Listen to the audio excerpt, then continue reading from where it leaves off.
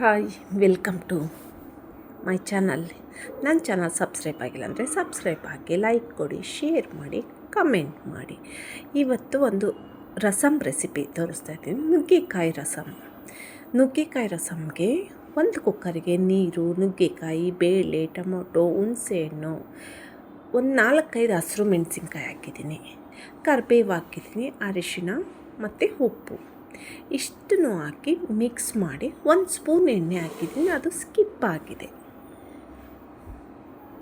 ಇದನ್ನೆಲ್ಲ ಮಿಕ್ಸ್ ಮಾಡಿ ಲಿಡ್ನ ಕ್ಲೋಸ್ ಮಾಡಿ ಅದನ್ನು 3 ವಿಷಲ್ ಹಾಕಿಸಿ ಅದನ್ನು ಬಂದಮೇಲೆ ತಣ್ಣಗಾಗಲಿ. 3 ವಿಷಲ್ ಬಂದು ಅದು ತಣ್ಣಗಾಗಕ್ಕೆ ಬಿಟ್ಟು ನೆಕ್ಸ್ಟ್ ನಾವು ಇದನ್ನೆಲ್ಲ ನೀರು ಸಪ್ರೇಟ್ ಮತ್ತು ನುಗ್ಗೆಕಾಯಿ, ಟೊಮೊಟೊ, ಬೇಳೆ ಬೇಯಿಸಿರೋದೆಲ್ಲ ಸಪ್ರೇಟ್ ಇಟ್ಕೊಂಡಿರಬೇಕು. ನೆಕ್ಸ್ಟ್ ನಾನೊಂದು ಕುಟಾಣಿಗೆ ಏನು ಮಾಡ್ತಾಯಿದ್ದೀನಿ, ಒಂದು ಸ್ವಲ್ಪ ಜೀರಿಗೆ, ಒಂದು ಸ್ವಲ್ಪ ಮೆಣಸು, ಇಷ್ಟನ್ನು ತರಿಯಾಗಿ ಕ್ರಷ್ ಮಾಡಬೇಕು. ನೆಕ್ಸ್ಟು ನೋಡಿ ಇದು ನೆಕ್ಸ್ಟು 1-2 ಬೆಳ್ಳುಳ್ಳಿನ, ಉಂಡೆ ಬೆಳ್ಳುಳ್ಳಿ ಇರುತ್ತಲ್ಲ ಅದನ್ನು ಎಲ್ಲ ನೀಟ್ ಕ್ಲೀನ್ ಮಾಡ್ಕೊಂಡು ಅದನ್ನು ಅದರೊಟ್ಟಿಗೆ ಗೆಜ್ಜಬೇಕು ಸ್ವಲ್ಪ. ನೋಡಿ ಈ ರೀತಿ ಆದಮೇಲೆ ನೆಕ್ಸ್ಟು ನಾವು ಅದನ್ನು ನುಗ್ಗೆಕಾಯಿ ಎಲ್ಲ ಸಪ್ರೇಟ್ ಮಾಡಿರ್ತೀವಲ್ಲ ರಸ, ಮತ್ತು ಅದನ್ನು ಮಿಕ್ಸಿಗೆ ಹಾಕ್ಕೊಂಡು ನುಣ್ಣಗೆ ರುಬ್ಬಬೇಕು. ನುಣ್ಣಗೆ ರುಬ್ಬಿ 1 ಸ್ಪೂನ್ ಸಹಾಯದಿಂದ ಅದನ್ನೆಲ್ಲ ನೀಟಾಗಿ ಶೋಧಿಸ್ಬೇಕು.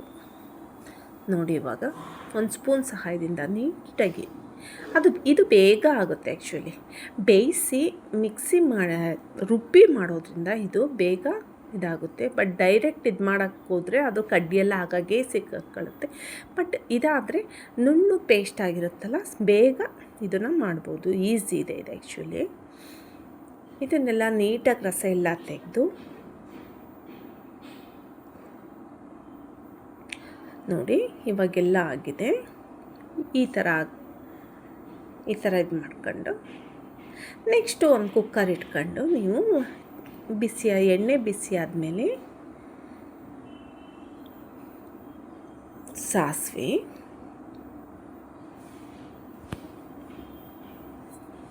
ತುಂಬ ಚೆನ್ನಾಗಿರುತ್ತೆ. ಚಳಿಗೆ ಒಂದು ಸಲ ಟ್ರೈ ಮಾಡಿ ನೋಡಿ ಹೇಗಿತ್ತು ಅಂತ ಕಮೆಂಟ್ ಮಾಡೋದನ್ನು ಮರಿಬೇಡಿ. ನೆಕ್ಸ್ಟು ನಾವು ಅದನ್ನು ಇದು ಮಾಡ್ಕೊಂಡಿರ್ತೀವಲ್ಲ, ಯಾವುದು ಗೆಜ್ಜಿ ಇಟ್ಕೊಂಡಿರ್ತೀವಲ್ಲ, ಕರಿಬೇವು, ಅದು ಎಲ್ಲ ಒಟ್ಟಿಗೆ ಹಾಕಿ ಅದನ್ನು ಸ್ವಲ್ಪ ಫ್ರೈ ಆಗಲಿ, ಸೀಸಬಾರ್ದು ಅದನ್ನು. ನೋಡಿ ಈ ಗೆಜ್ಜಿ ನಾವು ಇದು ಮಾಡ್ಕೊಂಡಿರ್ತೀವಲ್ಲ, ಬೆಳ್ಳುಳ್ಳಿ, ಜೀರಿಗೆ, ಮೆಣಸು, ಇದನ್ನು ಸಿಮ್ ಮಾಡಿ ಸ್ವಲ್ಪ ಫ್ರೈ ಮಾಡಿ. ಇದು ಸ್ವಲ್ಪ ಸೀದೋದ್ರೆ ಸ್ವಲ್ಪ ಬ್ರೌನ್ ಕಲರ್ ಆ ಥರ ಬಂದರೆ ಬಟ್ ಚೆನ್ನಾಗಿರಲ್ಲ. ಅದು ಟೇಸ್ಟ್ ಸ್ವಲ್ಪ ಕಹಿ ಕೊಡುತ್ತೆ, ಅದಕ್ಕೋಸ್ಕರ ನಾನು ಹೇಳಿದ್ದು. ನೆಕ್ಸ್ಟು ನೋಡಿ ನಾವು ಅದನ್ನು ಶೋಧಿಸ್ಕೊಂಡಿದ್ವಲ್ಲ ಮಿಕ್ಸಿ ಮಾಡಿ, ಅದನ್ನೆಲ್ಲ ಇವಾಗ ಇದರೊಳಗಡೆಗೆ ಒಗ್ಗರಣೆಗೆ ಹಾಕಿ ಇವಾಗ ಉಪ್ಪು, ಖಾರ ಎಲ್ಲ ಸರಿ ಇದೆಯಾ ಅಂತ ಒಂದು ಸಲ ಚೆಕ್ ಮಾಡ್ಕೊಳ್ಳಿ. ನಿಮಗೆ ಎಷ್ಟು ಬೇಕಷ್ಟು ಸಾಂಬಾರನ್ನೇ ಇದು ಮಾಡ್ಕೊಳ್ಳಿ. ತುಂಬ ಈಸಿ, ಬಟ್ ರಸಮ್ ಮಾತ್ರ ತುಂಬ ಚೆನ್ನಾಗಿರುತ್ತೆ ಆ್ಯಕ್ಚುಲಿ. ನೋಡಿ ಕೊತ್ತಂಬರಿ ಸೊಪ್ಪು ಲಾಸ್ಟಿಗೆ, ಉಪ್ಪು ಖಾರ ಎಲ್ಲ ಕರೆಕ್ಟಾಗಿರಬೇಕು. ಆ್ಯಕ್ಚುಲಿ ನಿಮಗೆ ಖಾರ ಜಾಸ್ತಿ ಬೇಕು ಅಂದರೆ ಮೆಣಸಿನ್ಕಾಯಿ ಸ್ವಲ್ಪ ಬೇಯಿಸ್ಬೇಕಾದ್ರೆ 1-2 ಎಕ್ಸ್ಟ್ರಾ ಮಾಡ್ಕೊಳ್ಳಿ, ಇಲ್ಲಾಂದರೆ ಮೆಣಸನ್ನ ಜಾಸ್ತಿ ಮಾಡ್ಕೊಳ್ಳಿ. ಅದು ಶೀತಕ್ಕೆ ತುಂಬ ಈ ಟೈಮಲ್ಲಿ ಚೆನ್ನಾಗಿರುತ್ತೆ. ಆ್ಯಕ್ಚುಲಿ ಬಾಯಿಗೆ ರುಚಿ ಸಿಗಲ್ಲ ಅನ್ನೋ ಟೈಮಲ್ಲಿ ತುಂಬ ಚೆನ್ನಾಗಿರುತ್ತೆ. ಲಿಡ್ನ ಕ್ಲೋಸ್ ಮಾಡಿ ಆಫ್ ಮಾಡಿ, ಕುದಿಸೋವಂಥ ಅವಶ್ಯಕತೆ ಇಲ್ಲ. ನೋಡಿ ಎಷ್ಟು ಚೆನ್ನಾಗಿ ಕಾಣಿಸ್ತಾ ಇದೆ ಅಂತ. ಅದು ಊಟ ಮಾಡಬೇಕಾದ್ರಂತೂ ಅಪ್ಪ ಅಷ್ಟು ಚೆನ್ನಾಗಿತ್ತು. ಆ್ಯಕ್ಚುಲಿ ತುಂಬ ಚೆನ್ನಾಗಿತ್ತು. ಒಂದು ಸಲ ಟ್ರೈ ಮಾಡಿ ನೋಡಿ ರೈಸ್ ಜೊತೆ. ಇದಕ್ಕೆ ನನಗೇನು ಸೈಡ್ ಡಿಶ್ಶೇ ಬೇಕಾಗಿಲ್ಲ ಆ್ಯಕ್ಚುಲಿ, ಅಷ್ಟು ಚೆನ್ನಾಗಿತ್ತು.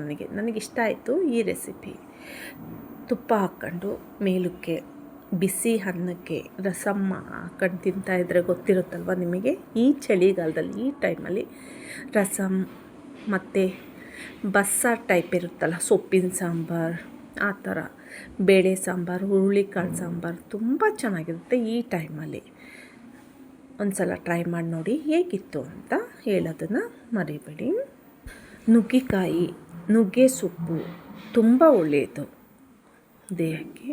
ನುಗ್ಗೆ ಸೊಪ್ಪನ್ನ ನೀವು ಅದನ್ನು ಒಣಗಿಸಿ ಪೌಡ್ರು ಮಾಡಿ ಬಿಸಿ ಬೆಚ್ಚಗಿರುತ್ತಲ್ಲ ಆ ನೀರಿಗೆ ಹಾಕೊಂಡು ಕುಡಿಯೋದ್ರಿಂದ ಶುಗರ್ ಲೆವೆಲ್ ಕಡಿಮೆ ಬರುತ್ತೆ. ಬಟ್ ಇಂಗ್ಲೀಷ್ ಮೆಡಿಷನ್ ನೀವು ತೊಗೋಬೇಕು. ಬಟ್ ಅದ್ರ ಜೊತೆ ಇದನ್ನು ಮಾಡೋದ್ರಿಂದ ನಿಮಗೆ ತುಂಬ ಬೇಗ ಶುಗರ್ ನಾರ್ಮಲ್ಲಿ ಬರುತ್ತೆ. ಹೈ ಇರುತ್ತಲ್ಲ ಒಬ್ಬೊಬ್ಬರಿಗೆ, ಈ ರೀತಿ ಮಾಡಿ ನೋಡಿ, ತುಂಬ ಒಳ್ಳೆಯದು.